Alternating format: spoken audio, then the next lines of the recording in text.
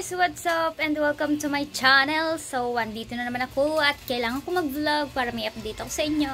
At syempre, ang iba-vlog natin ay about dito sa lupa. So, pupuntahan natin yung mga nakatirik dito at kakamustahin natin sila at sasabihin natin yung balita kung ano ang mga plano nila or natutuwa ba sila sa naging desisyon ng may-ari. Alright, let's go. Gabi na! At syempre, dahil nandito tayo sa labas at andito si Nanay Lita. Oh, ba't ka nagulat? Pinangabi ko lang ang pangalan mo eh. Si Nanay Lita ang una nating kakausapin. Nanay Lita, how are you? Anong sino? Ano? How are you? I'm good. Ay, anong day good? Nanay Lita, nabalitaan mo na ba yung plano ng may-ari dito sa tinitirikan nating lupa? Sabi ni Lila, Na, hindi na ba matuloy? hindi tayo sure kasi ang sabi ng may-ari, tayo na lang daw ang bumili ng lupa para makatulong daw sila sa atin. Sabi kulog-kulogan yan. Oo. Kailangan. Pero ganito, papayag ka ba na maghahati-hati sa down na 4 million? Lakunta. Kukuha nun. Yuta daw, yuta. Sa tayo kuha ng 4 million yun. Iarado ba tayo? Di ba tayo kuhaan yan? Dahil sa 14 bahay, Nanay Lita, maghahati-hati ng 285,715 ang hahatiin. Sana nga, kung hindi mo kung Yung 15 pesos nga, wala. kahit nga 5 piso nay. Ako, kakukuha pala sa sahod, wala na kagad. So, ano masasabi mo, Nanay Lita? Ano gagawin natin? Hindi mo kaya yung sinasabi nilang down na 4 million tapos monthly hulog. Kahit nabasa sino sa atin, hindi natin. Pero Nanay Lita, yung sinasabi na hulog na 2,000 per bahay a month, kaya mo? Kumari, kung may trabaho at may pagkitaan. Buwan-buwan, meron kay di pwede. Wala kang pagkitaan, hindi kaya. Masaya ka ba sa balita or nakakalungkot pa rin to? Nakakalungkot pa rin. Dahil hindi naman natin siguradong mapagbayaran natin yun. Malungkot na nga yung tanggalin ng bahay na. Mas lalo naman malungkot na hindi naman natin kaya bayaran yun. Dapat tigta 21,000 lang din. 21,000 nga lang bibigay sa atin. Hindi ba na 21, wag lang tanggalin ng bahay. Dahil ng bahay, kahit hindi yun mauubos, ang pera na uubos. Kahit pa paano, pag may bahay tayo, at least hayahay tayo. Oh, hayahay. Kahit walang pagkain, basta may gin bilog. Walang basta may bilog. So, ayun ang sagot ni Nanay Lita, guys. Hayahay ako doon, basta may bahay. May bilog lang ako doon sa loob, hayahay. Hayahay daw siya sa pag may bahay. Basta may bilog, ay masaya na daw siya. Oh, ayun, oh. Alam niyo na, ang sagot ni Nanay Lita. So, yan. So, si Nanay Lita muna nakausap natin. Ako, suportahan niyo ng bilog. Yun maganda. So, suportahan niyo daw si Nanay Lita ng bilog para maganda.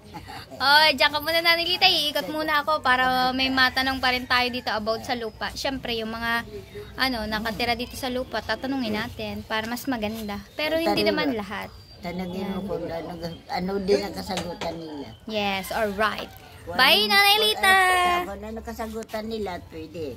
Tapos, malalaman natin. Kapagawa ka rin ng bahay, double deck. Nanay Lita kasi, kaya ako nag-interview ng ganito, para malaman ko na din ang sagot nila at ma-message ko na din yung may-ari. Ayun yun. Alright, let's go. Hanap pa tayo ng iba. Right, mga kaniknik, good morning. So, kakaligo lang natin. At hindi ko na napagpatuloy ang pag-interview kagahapon sa mga nakatirik na lupa dito kasi halos yung iba ay wala sa kanika nila, siguro may mga inasikaso, tapos yung iba ay napapunta sa hospital.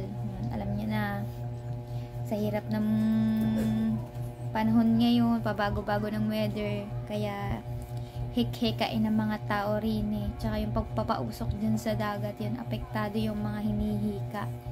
So yan, kakaligo lang natin para mapagpatuloy yung vlog natin ngayon. Si Nanay Lita lang yung na-interview natin kasi Nanay Lita lang yung available kahapon. Tapos ngayon ay Paggising ko ng umaga, minabasa akong message galing sa may-ari. Kasi kagabi minessage ko siya na ang sabi ko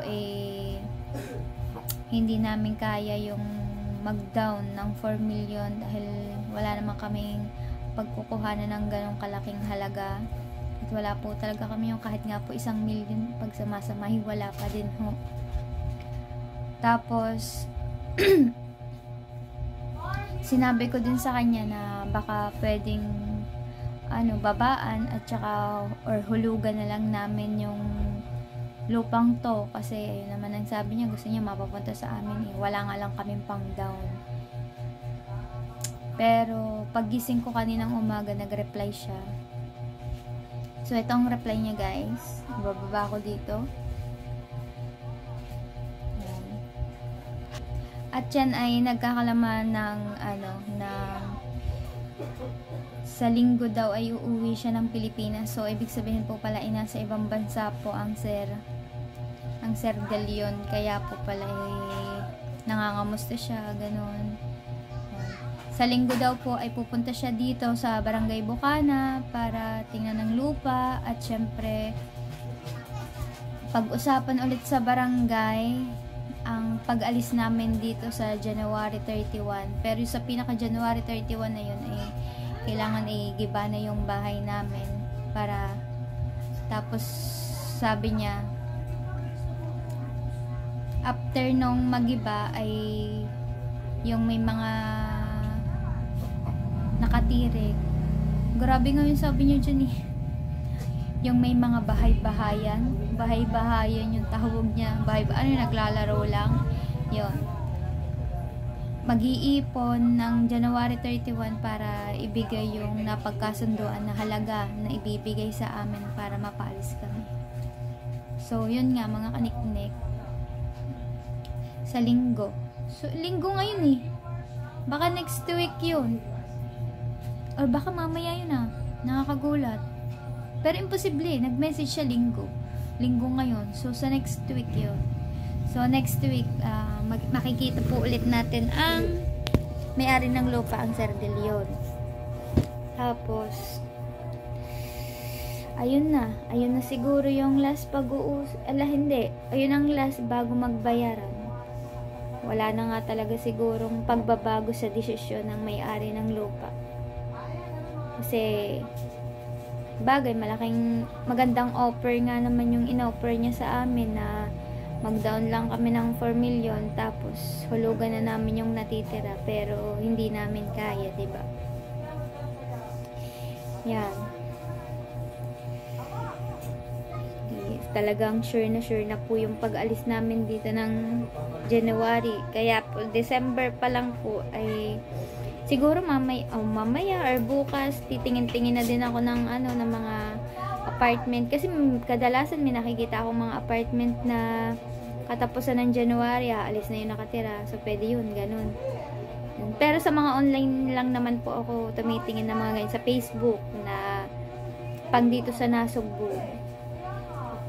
Tapos yun, baka mamaya mag-ikot-ikot kami ni Ella, wala naman kaming gagawin dito, tapos para ma-share ko din sa inyo kung makakahanap tayo agad-agad ng apartment.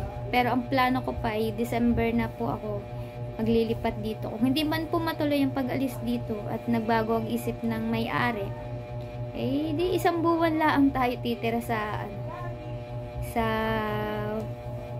apartment. Kasi sayang din naman. Pero nung mga nakaraan, nung nalaman ko na nagbago ang isip ng may-ari, napaisip din ako na dapat pala hindi muna ako maghanap ng apartment. Kasi mali mo, pumayag ang mga kamag-anak ko na mag-down ng ganyan. Kasi ako, wala talaga. Pero yung mga tita ko baka meron.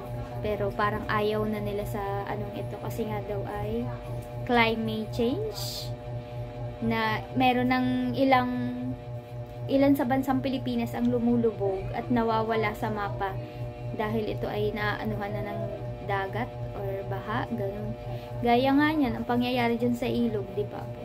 So, hindi ko na po mabilang, bata pa po ako, sobrang layo na talaga ng ilog na yan. Kasi, tuwing Pasko, pumupunta po kami dyan, kasi may namimigay dyan ng 40 pesos papasko. Sobrang layo ng pinupuntahan namin, pero ngayon grabe napakalapit. Baka mahigit 20 na.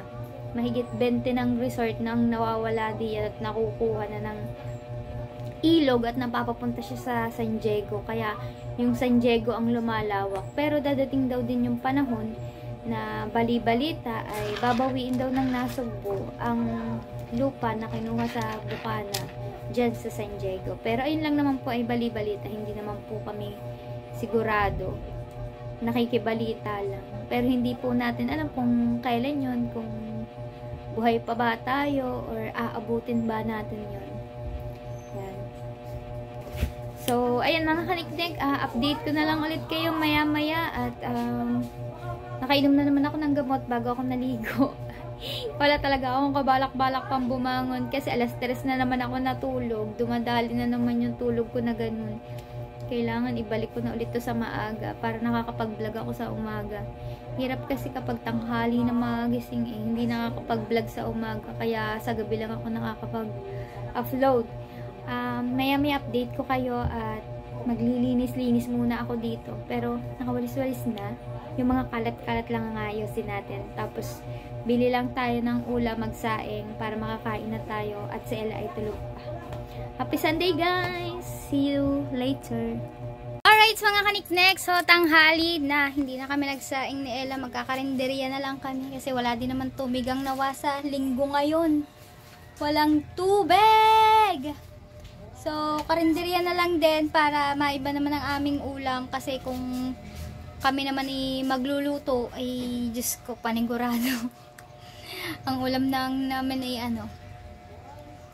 ay wala din pala akong gasol guys kaya hindi ako nagluluto masyado. Minsan lang, bili lang talagang karinderya. Ngayon wala kaming kanin. Marami kami bigas pero wala kaming kanin. Wala kasing tubig. Sa karinderya na lang nga kami kakain. Pero parang hindi yata dun sa kinainan namin last time. So abangan nyo na lang guys para malaman nyo kung saan masarap ang karinderya dito sa Nasugbu. Hangin muna kami ng motor. Lambot. Mga guyang. Para to pag napaplata na. Mga bariya.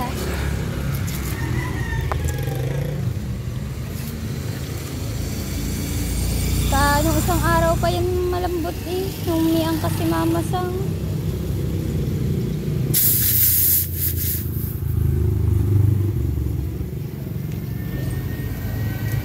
Tapos mabigat pa ang kasko. Hindi lalo nang malambot. Kaya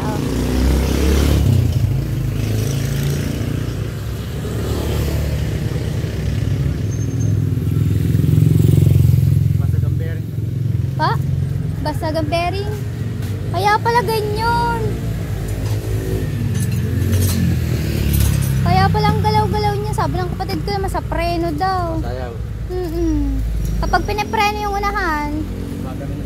Oh. Nagpapalit ba kayo ng ganyan, kuya? Saan ba nabili nun?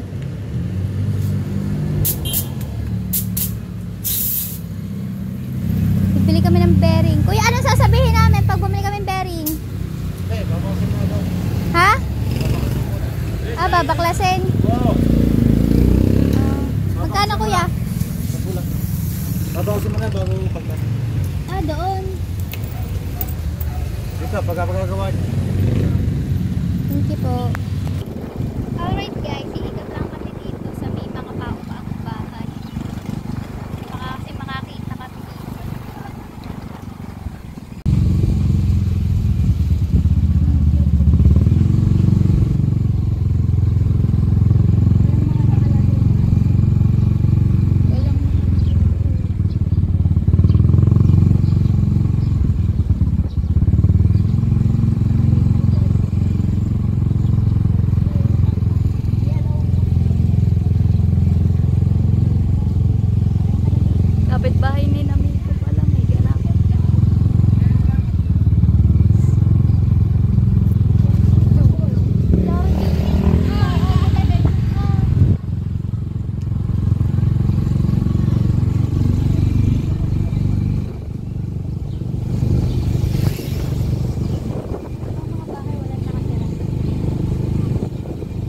kabila.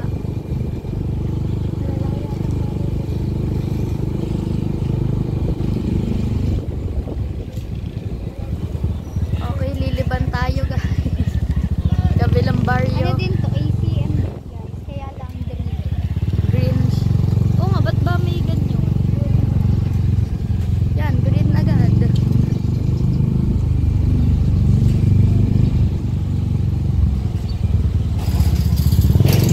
Dami nakatira.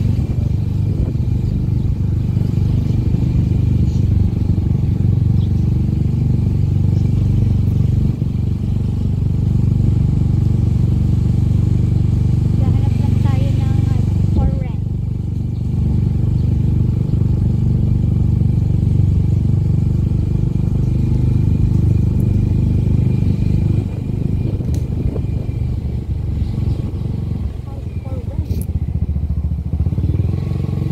Oh, may taas pa, may aircon pa.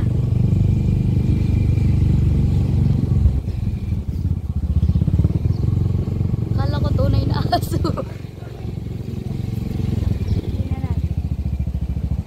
Okay, babalikan natin yung ano, yung boren. Boren.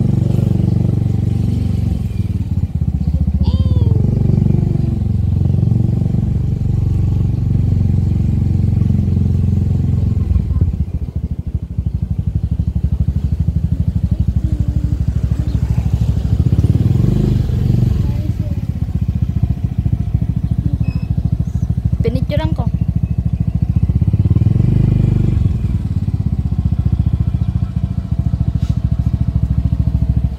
One tao. 27. Oh, dalawang aircon, dalawang kwarto niya. May tao naman to.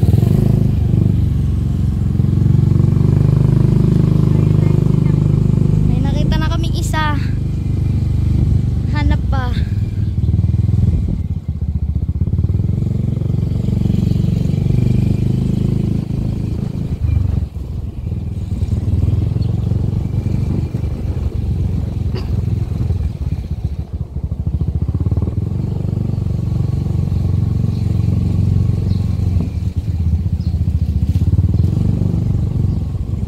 Dami nakatira.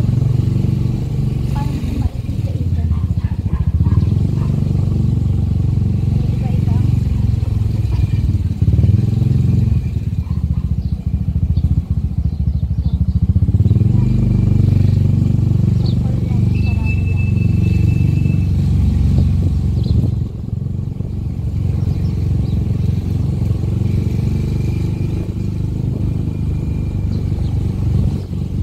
For sale.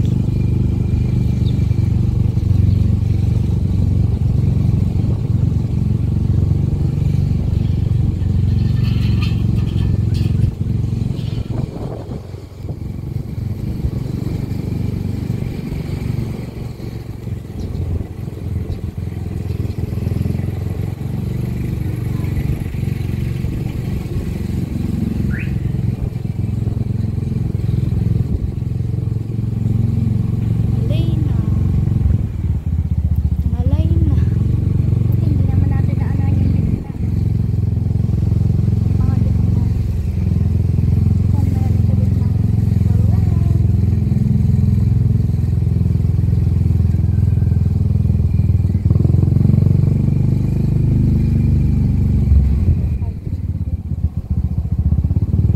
Ginagawa. Yun, white. White house.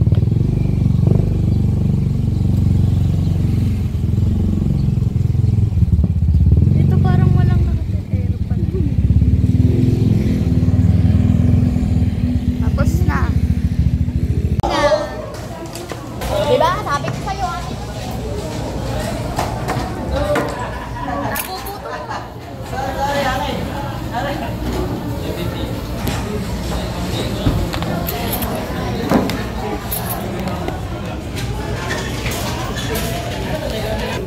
Kain na guys. Dito kami napupunta. Hindi sa butika. Hindi sa butika. Hindi sa karinderya. Alright mga kaniknek. So ayan. Nakauwi na kami. Doon na nga lang kami nakapakain sa inasal. Pero sobrang dami din tao. At yun, tumingin-tingin din kami ng bahay at isa lang yung nakita namin for rent. So hindi ko pa din alam kung magkano yung presyo nyon. Kasi naman ay walang tao. Pero parang ayun nakita ko sa Facebook pero subukan lang din natin. At magtatanong tayo kasi kinuha na din naman natin ng number. Yan.